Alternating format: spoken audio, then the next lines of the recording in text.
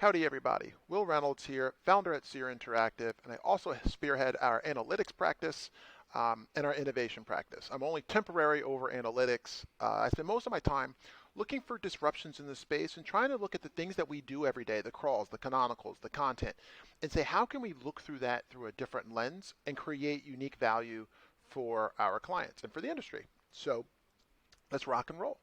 One of the funniest things, let me get my ugly mug out of here, or at least a little bit smaller.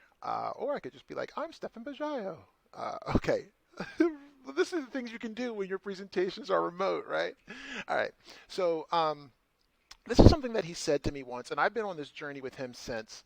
Uh, you know, there's such opportunity in the data that we have to turn it into insights for the C-level in ways that I think the average person with the same data wouldn't even see. Let me give you an example. And I'm going to call out my buddy Dan Shore, Dan underscore Shore. I love Dan Shore. Dan Shore and I are super tight. But this was one of the best examples I could give that shows how sometimes we as SEO practitioners miss the mark a little bit. So here he's tweeting at Gary Vee, who was doing this ad campaign for planters during the Super Bowl. And Dan calls out that the page is not indexed still 12 hours later. There's no canonicals, yada, yada, yada. So all these things are not things that executives talk about, but they spent real money on a Super Bowl ad. And then he broke down the business case, and you can read it here yourselves. And at the end, he goes, this isn't about SEO, it's about revenue. I'm going to challenge him on that. See, what happens is when SEOs jump into the business world, sometimes we're just not prepared and they gobble us up like sharks. It's happened to me several times in my career. So let's go back to this. It isn't about SEO, it's about revenue piece. So he said that there was 1 million searches conservatively. Let's say we get a 0.01% conversion rate on those. And I'm going to tell you why I think the conversion rate would be relatively low from this ad. That's 1,000 sales. 1,000 sales is an average order size of $25. I'll show you how I think that's about right. Is $25,000. Now, if you're at a 10% profit margin, that's a $2,500 profit. Fine, if you're at a 40% profit margin, it's a $10,000 profit. Either way, it's not a big number. So the C-levels are going to be like, you just brought us a $25,000 problem. Get out of here. We solve bigger problems than that. I think one of the biggest problems that we as SEOs have is we think $1 million is a lot. Sometimes we think $100,000 is a lot, and it can be for certain clients. But some clients are dealing in the $1 million space, the investments that they're making. So it's important not to know one or the other, but it's important to know what the gravity of the problem is. For one client, us saving them $1,000 a month is everything. For another client, they're like, it's not even worth my time to talk to me about it, right? So I just Googled Planters revenue. They're owned by Kraft Foods Group, worth $1 billion. They do $1 billion in sales according to 2016. $1 billion in sales. Okay.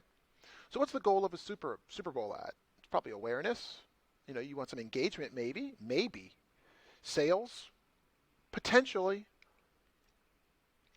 But I want to challenge everybody in the room right now to ever see a TV ad during the Super Bowl, right? So were you ever watching the Super Bowl, saw a TV ad, and went and bought hats, pint glasses, or onesies? This is what their site was selling. Do you really think that this campaign was about selling stuff? Do you think it was about getting clicks? It might have just been about engagement and awareness. They dropped $7.6 million. And we're talking about, oh, you didn't get another $2,500. You have to think the gravity of that $2,500 loss is irrelevant in the overall scheme of things, which made me start thinking differently. See, this is what's really important is we all have to do a better job of taking the data that we have, the canonicals, and you didn't canonical it to your whatever, and police ourselves so that when we get in front of the C-levels, they're willing to hear us out. So if they did this about awareness, you could take the exact same search mentality and say, okay, if 1 million people Googled your brand, and you thought that people engaging with the brand that way was worth 1 cent per instance of them Googling it,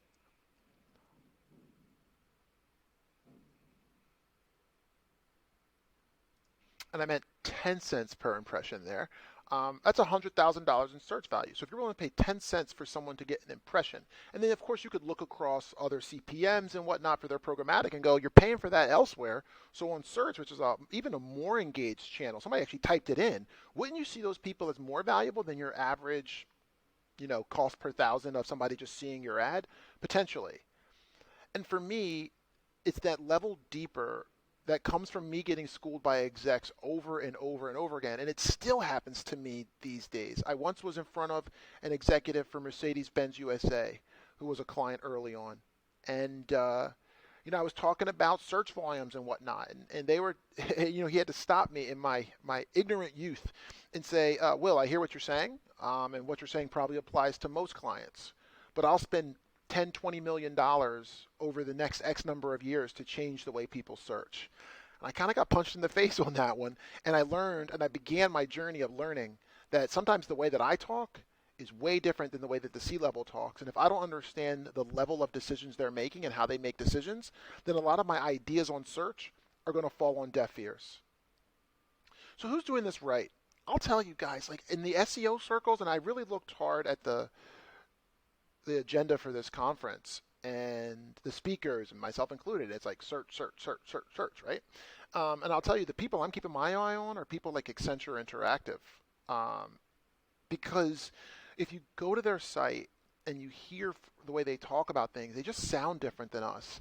And to be honest, they're also taking over the traditional agencies. The WPPs, Omnicoms, Publicis of the world were the top ones. And now Accenture Interactive, Deloitte Digital, Cognizant, IBM iX. My question to you all is, are you tracking, any of the companies over there on the right-hand side? Because they're the ones getting all the dollars right now and becoming some of the biggest digital players in our landscape. And I want to see how they're doing it. And the stock market proves it. When you look at WPP versus Accenture, look at how the stock has performed differently across those two companies. And like I said, they just have a different DNA than us. I think so often we get so tied up in the deliverable and we don't remember to take that step back and say, where does this deliverable fit into a larger strategy? They talk a lot more than we do about customer experience. I will tell you, I want you to listen to all the presentations over the course of the next few days. How often did you hear the word customer? Make it easier for the customer, better for the customer. Count it. We don't talk about customers. We talk about canonicals. We talk about content, right? We talk about these things, crawls. Too often we're not talking about those as ways to serve the customer. Voice of the customer. How can we help our clients to better understand their customer's voice? All those search queries is an opportunity to do that. And then I think what the beauty is of why those companies are growing like crazy is they take all those customer listening problems and they look to solve them at scale with technology. And this is why when you look at the top performing CMOs, the first thing they say their job is to do that drives their success is to be the voice of the customer at the leadership table. That's that dark blue kind of line there. That's what they think their number one job is when they separate out the most successful CMOs. And then you can see the other ones there as well. So what this is telling me and what I'm trying to get across today is that we need to reorient our work to more of a strategic sound. Revenue per marketing dollar. That's how these folks are thinking. Cross-divisional synergies. How can I take different groups of teams, use their data in interesting ways to serve the customer, right? How do I minimize your risk? How do I find you a blue ocean opportunity, something that no one else is even thinking about? Or leverage your existing investments in ways that you are not currently utilizing. And as you hear me kind of say those things, I bet you some of you are rolling your eyes. You know why? Because you want to play buzzword bingo. Oh, there's blue ocean. Oh, there's strategic. Oh, there's out of the box or leverage or synergy. But here's what I'll tell you. These are actually the words that the people who write our checks use. So what makes more sense, for us to play buzzword bingo or for us to start to change our language to match their language because they write our checks and fund our projects? How often are we bringing a $50,000 problem to a person who makes $5 million decisions? I can't tell you the amount of times, even in my own company, where someone will say, hey, I found this way to save us, $500 on this thing. And I'm going, that's not the level of decisions that I'm making these days. I appreciate it, of course, but if you want to talk to me for an hour about how you save me $500, it's probably not worth my time. So what you have to start questioning yourself on is, how is what you're working on right now making the company better? And is it a big or a little problem? And I think the bigger issue is most of us don't even know. I've started reviewing analyses from our analytics team. And the number one thing that I do is open up every doc, hit Control F, and count up the number of dollar signs. Because the people we're trying to convince, they think in dollars all the time. So to show someone that a conversion rate is down is great, but then we have to show them what that means in terms of dollars or inefficient marketing spend because that conversion rate is down. And that's why we need to do CRO. Look for dollar signs in your reports. Look at the last report you sent to a client. How many dollar signs were in that? And at least at SEER, the way that we try to look at things is, how do we build flywheels? How do we build infrastructure that as more data comes in, we just get to make better decisions on that data? I don't want to be rebuilding the wheel every time. I mean, let's be honest. This has served us very, very well in a world where the world was turned upside down. For instance, we were able to uncover for our banking clients within weeks that the FDIC was telling us something different about their customer. See, when the FDIC spikes like this, and you realize that it only spiked before in the housing crisis, why do people type in FDIC around my clients' words in the banking sector? Because they're concerned about the safety of their money. So then shouldn't my language reflect the current customer's concerns? Do you see how I'm using search tools to help me better speak the language of my client, which they believe their job is to be the voice of the customer at the executive table? So therefore, I need to empower that CMO or that chief growth officer with, hey, the word FDIC is spiking right now. And it's spiking because your customers are concerned about how safe their money is. How do we change our advertising to highlight how safe our money is, for lack of a better word? And the way that we did it was through this set of tools. Now, some of you have seen me talk about Power BI a lot, so I'm not going to jump into it too much. But what we did is we took every single search term for every client, broke out the individual word pieces. So for instance, in this one, you can see anatomy, and that the conversions have dropped 50% pre versus post-COVID, but impressions are up 43%. So it means that there's a lot more searches on that word, but the conversions are dropping. It's harder to get people that use that word to convert for this client. Now, I'm not going to get too deep. I don't want to disclose who the client is, obviously. But our ability to look at every single search term through this lens helps us to see not only how our customers changing their language, but also whether or not that language change is growing on one instance, more impressions, but then is it harder to convert those people right now? And we can build very different strategies. And all I have to do is hit refresh. If you look at movie theaters, I love trends when COVID first popped off. What Google Trends helped me to see are things like this. Wow, so Google's seeing an association between shelter in place and movie theater keywords.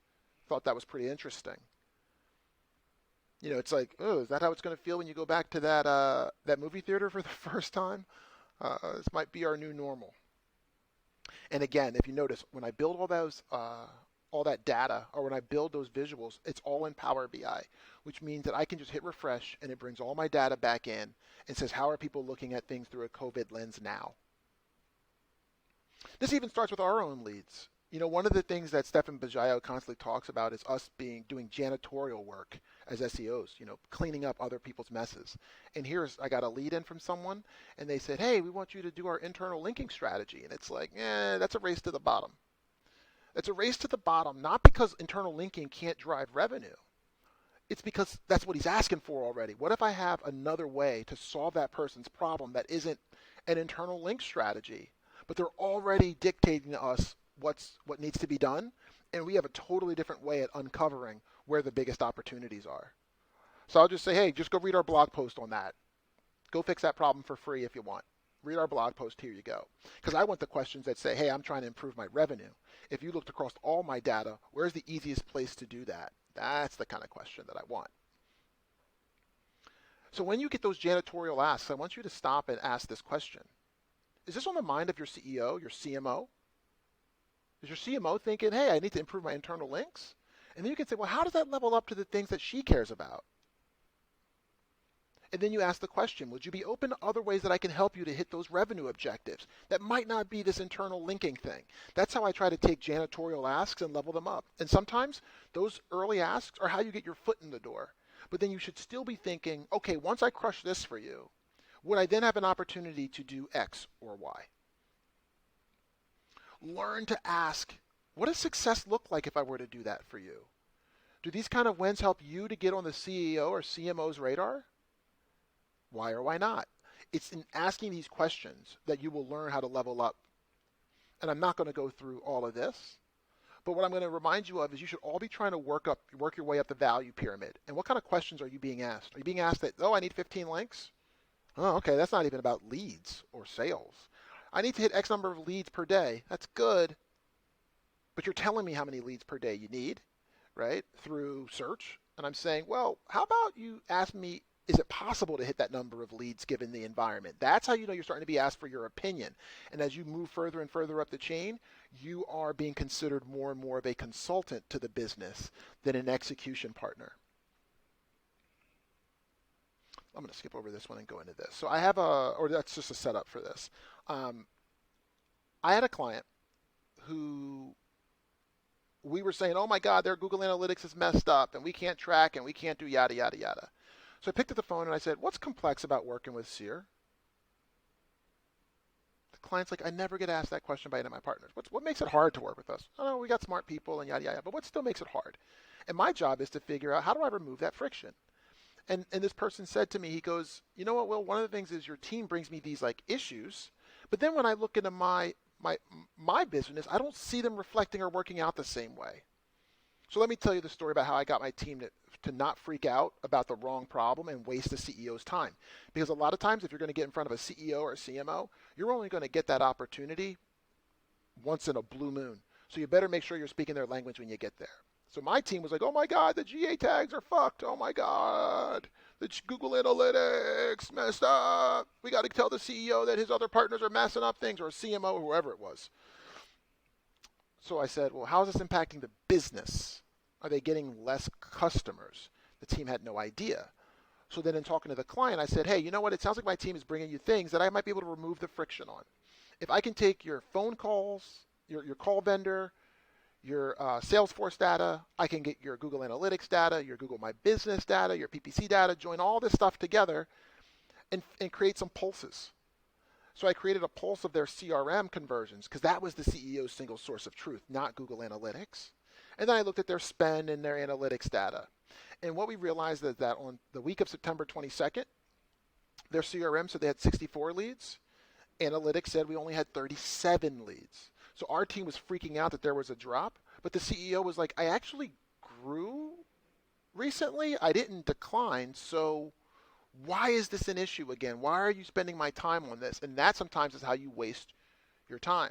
So you can see analytics was saying one thing. Now, mind you, I'm not saying that this doesn't need to be fixed, but what I'm saying is the way that we talk to this client needed to help them to understand that even though your business isn't being hit by this in the short term, by not fixing this issue, here's where it makes it more difficult for us to appropriately spend your budget.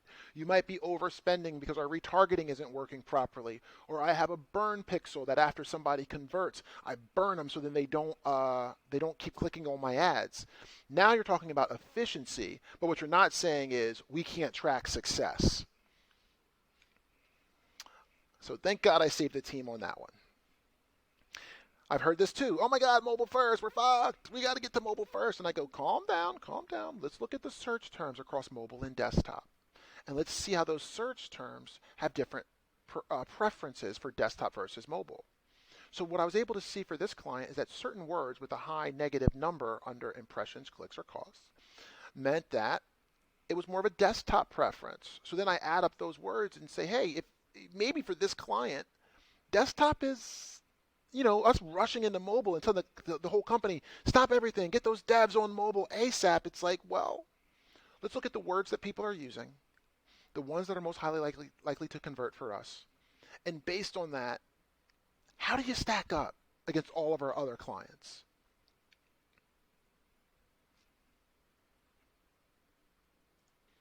That does not mean that I'm saying don't go to mobile, right? But I'm actually not just saying, oh, here's the trends in terms of traffic. I'm actually getting to the individual word level and saying, do certain words tell us more about what your customer may or may need? So this type of group of customers, you know what? If you don't have the time to go completely crazy on mobile, this group of customers is looking for desktop type stuff, so we can separate them out and let's test on the smaller group to see if we can improve X, Y, or Z metric. Another thing I want to remind you all that you're going to have to do when you talk to the C-levels is anchor in their existing world. Give them something that anchors them so they can follow along with what you're saying. Most of them are not talking about canonicals and other things like that. Back in the day, I used to actually use newspapers to describe the difference between an H1, an H2, an image alt, etc., etc., etc. And the CEOs and CMOs loved me. Why? Because they felt like they understood it. Nobody likes to feel like they're dumb in the room, right? A good friend of mine, Ray Rosti, said this to me, and I thought it was just so smart about a way to talk about content. He goes, would you ever accept a call center only answering 60% of your sales calls?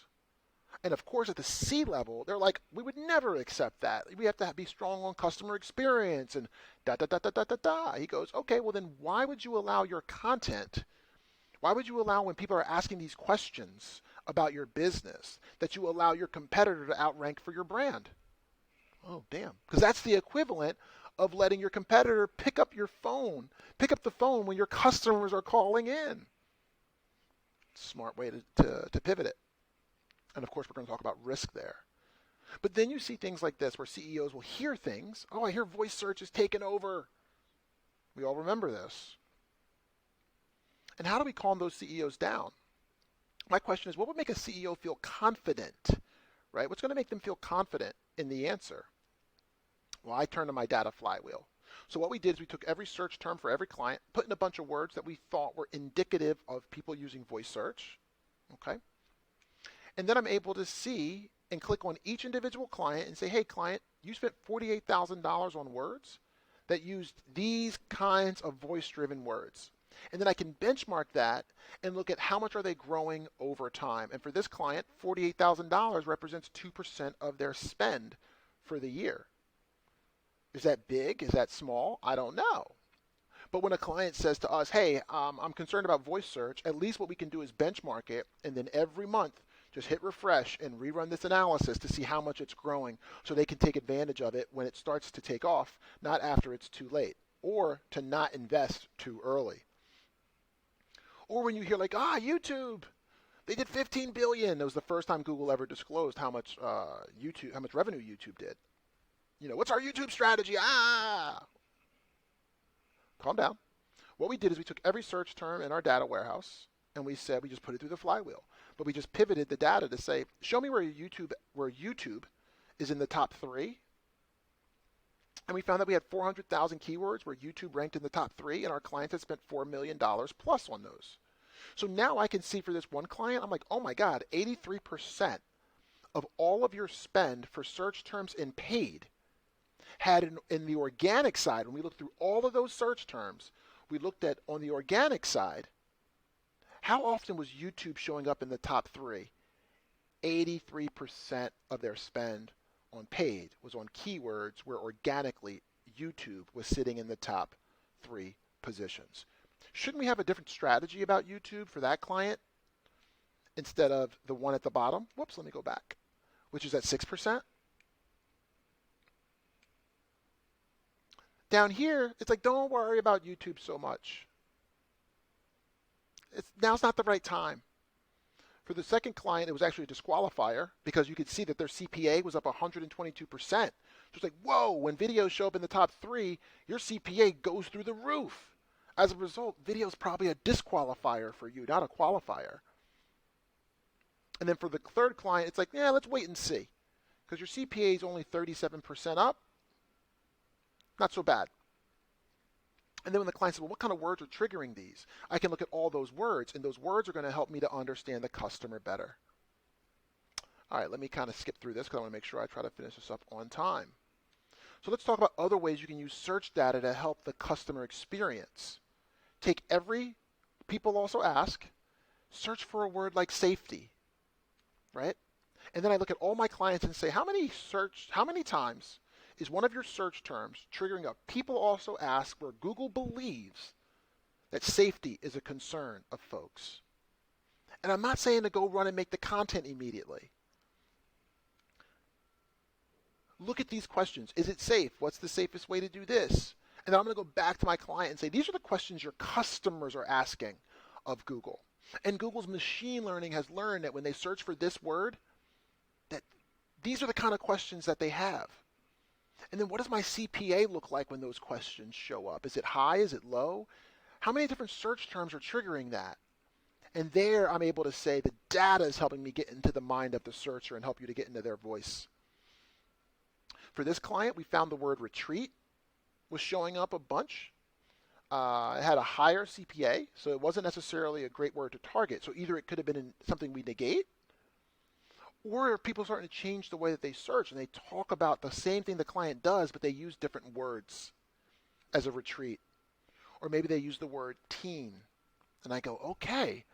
So like when people add the word teen, does my landing page include teens language that says I understand you? Or is it just the generic landing page that matches on the phrase match to the word without teen? The ability to slice through all those different pieces of each search term give us as search people insights into things that are going to get us at the table. As long as a CMO or chief growth officer sees their job as being the voice of the customer at the leadership table, I think we are the people best positioned to use this data to help them understand that voice. So what I want to leave you with today is that this presentation, it's not really about big data. It's more about disrupting the way we currently do things, changing the way that we communicate how we do things, and just trying to show you a different lens by which you should be looking through the data you already have. This isn't something you have to pay more money for. Heck, Power BI is free for the desktop version. So you don't have to pay any money for this stuff. It requires you to it's not about paying, it's about pausing and thinking and asking tough questions to yourself. It's saying, how can I make this speak the language of the person who I'm trying to convince? Because wouldn't it be easier to convince the people to do what you wanted them to do if you spoke their language and if you understood their context? And like I said, that's just a matter of us challenging ourselves. All right, let me come back here. There we go. That's the best I can get. I am Will Reynolds. Thank you so much for your time. Take care of each other. Stay safe. Vote. All that good stuff. See you guys.